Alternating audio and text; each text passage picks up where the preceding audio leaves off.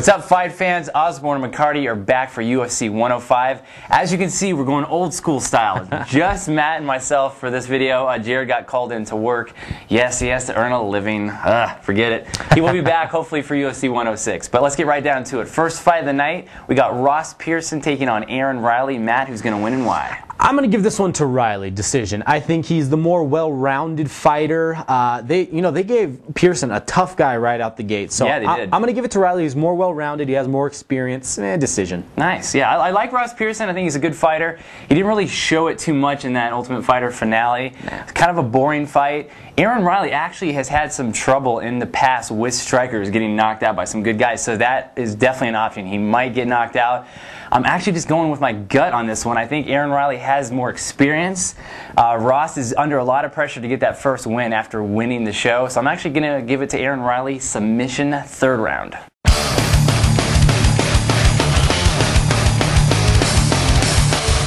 Moving right along, we got James Wilkes, another Ultimate Fighter 9 finale winner, taking on Matt the Immortal Brown. You gotta love that name. Matt, I'll throw it over to you. I know you're a big Brown fan. Is he gonna win this one, or is he gonna go against Wilkes, who was looking pretty good in his last fight? You know, I was pretty impressed with Wilkes on the show. I don't like him that much. He has a big head. Literally, he has a big head. Yeah. I'm going to give it to Brown. I think Wilkes may be the more technical striker. He's probably a better grappler. Matt Brown has like balls of steel, dude. This dude is tough to finish. When Kim had in that rear naked choke, I mean, the dude was purple. He got out of it. He lost the split decision. Some people argued it. Whatever. He lost. I'm going to give it to Brown. KO. That dude hits hard. KO, really? He hits like a freak, dude. Nice. All right. Wilkes hits pretty hard, too. I mean, he did finish his last fight with a submission, so he does have a decent ground game, too. It's tough, man. I think this is really going to be fight of the night for this event. I think it's going to go back and forth. For me, Matt Brown, he's a good fighter, but he always seems to come out just a little less than what he needs. I know he's on a hot streak, winning 2 in a row, but Wilkes really impressed me in that fight. So I'm actually going to take him for the win via split decision.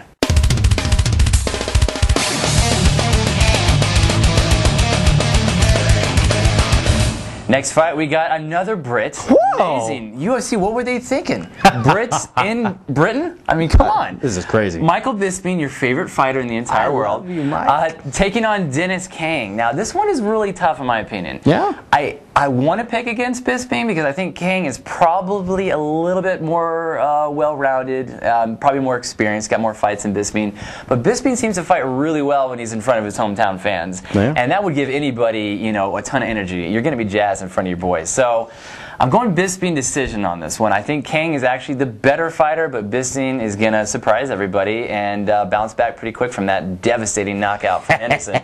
What do you think? You want to agree with me? This was a really hard fight for me to call because I think they actually matched Bisping up with somebody near his skill level. When they gave him Hendo, it was rude. I mean, they gave him somebody clearly on another level. Yeah. It was a really hard time for me trying to figure out who's going to win this fight. Surprisingly enough, I was thinking about picking Michael Bisping, but it ain't going to happen. Never. It's going to be a close fight, but I think, the fight with Belcher that Kang had, he got caught. He was winning. He was smoking him. I think we're going to see the real Dennis Kang. I think Dennis Kang's going to come out there, be the better striker. Mike's going to try his little jabby stuff, but Kang's going to switch levels, get the takedown, ground and pound, TKO for the win.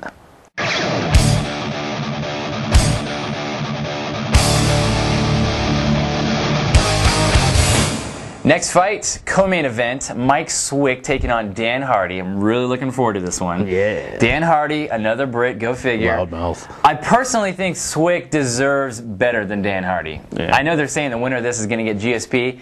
If somehow Hardy comes out with this one, it just doesn't seem quite fair. I mean, the guy has 3 fights in the UFC. 2 of those were split decisions. Yeah. Swick is what, 7-1, 8-1, something like that. 1 loss was a decision loss to Yushin Okami, which nothing to be too ashamed about. Okami's actually a really decent fighter. Yeah. Now, if Swick wins this one, he's got to get GSP, don't you think? Better. I mean, he has to. If they don't give it to him, they're robbing him. Yeah, it's really not fair. Now, both of these guys are strikers. They're going to come out, one to put on a show. I actually think Mike Swick's best chance is actually to take this one down to the ground. Dan Hardy is decent on the ground, but I think Mike Swick can work the ground and pound and actually finish this one, or at least build up the points and win a decision. That's actually where I'm going with this one. I think it's going to go decision, Swick. I think both of these guys kind of cancel each other out on their feet. They're both really good good striker. Swick may be a little bit harder of a hitter, but I think Dan Hardy's got enough experience to be able to avoid the power. But while he's doing that, he might be open to the takedown, and I think Swick will win off points. Again, Swick decision. Agree, disagree?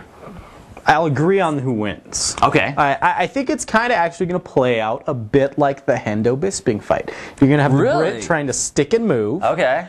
And then you got the American throwing some big power. So American diesel. Technique-wise, Hardy might have an advantage in the striking, but I don't think he hits nearly as hard. I mean, Swick hits like a truck. I'm going to take Swick via TKO. Okay. I'm only saying TKO because I think Hardy is a tough enough guy to where he probably won't go clean out with one shot, so he's going to have to get his face pounded a little. Yeah. I don't mind. So yeah, Swick, TKO, I'll let Hardy go to the second round.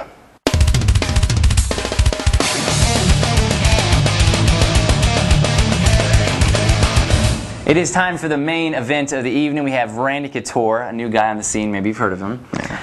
Taking on Brandon Vera. Now, Matt and I did something a little bit different. Normally, we make our picks separately. We come together, and when we're rolling tape, we're saying them for the first time. We're surprising each other on some of the stuff that we pick. This time we got together, we actually discussed a little bit about how this fight could go. And to be completely honest with you, out of all the fights that we've covered on this event, this was the hardest one to pick. Totally. Normally you'd want to go Captain America right away just because he's got the experience, but Brandon Vera is no chump. And, you know, let's play devil's advocate on this one here. Okay.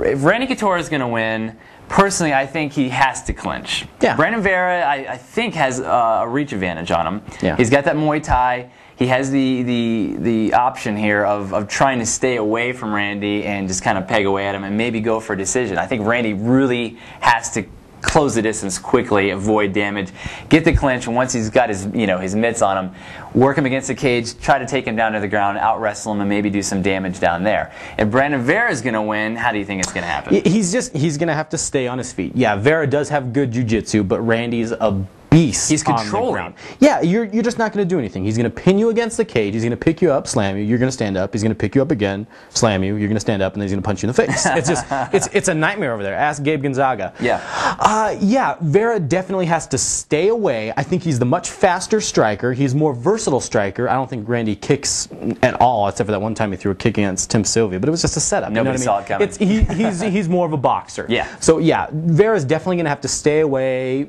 avoid kicking. In all honesty, he doesn't want to get one of those things, caught and taken down. So yeah, definitely have to peck away. Maybe catch Randy with something big, but probably not going to happen. You think he could work the lower leg kicks, kind of slow down his mobility? If he can work some inside leg kicks, that's a hard kick to catch and transition to a takedown. You take one on the outside of the thigh, it's much easier to stop it, move in, get the takedown. But yeah, for the most part, I think Vera needs to stay away from those kicks unless it's just that inside kick. Yeah. Well, as these fights go, we're always surprised. I mean, we watched the Machida Shogun fight, and nobody saw that outcome happening. So with this one, as best we could say it, Randy Couture is wrestling, Brandon Vera is striking, and Muay Thai. Which one is going to win out? Oh man, this is such a hard one. I want to pick Randy so bad. I want to pick Brandon so bad. I'm going to say it's Brandon's night. It's not going to be the greatest night he's ever had. I think he's definitely going to have to endure some real tough challenges in this fight. I'm going to take Vera's split decision. I think he's going to be the more active, aggressive striker. He's much faster on his feet. Randy's going to get that takedown in maybe one or two of the rounds, but I think Brandon can stay away and pull it out. Nice. This is 3 rounds, and Randy's dropping down to 205 for this fight. And a lot of people say, oh, he's lost his last 2 fights, but look who he fought. I mean, that was Nogueira, who he took the distance, was very impressive, even though he didn't win, and then Brock Lesnar, which we all knew what happened there. So he's not losing against chumps. Brandon Vera, I consider an elite fighter, but I think Randy Couture has the skills necessary with his wrestling to beat Brandon Vera, not finish him. So I'm going to go Randy Couture decision.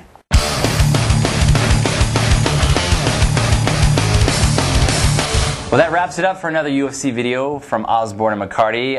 Guys, as always, comments, predictions. We love the feedback. Keep it coming.